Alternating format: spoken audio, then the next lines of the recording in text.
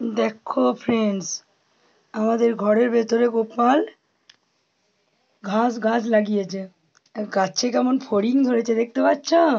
গোপালের কত রকমের কাণ্ড কারখানা তোমরা দেখবে। এই দেখো, এই দেখো, ঘরের গাছে ফড়িং ধরেছে। ফড়িং ঘাসের রস খায়, তাই আমার গোপাল নিয়ে এসেছে ফড়িংটাকে ধরে। একটা ঘাসকে মাটি দিয়ে লাগিয়ে দিয়েছে, দিয়ে ফড়িং ঘাস খাচ্ছে। দেখছো?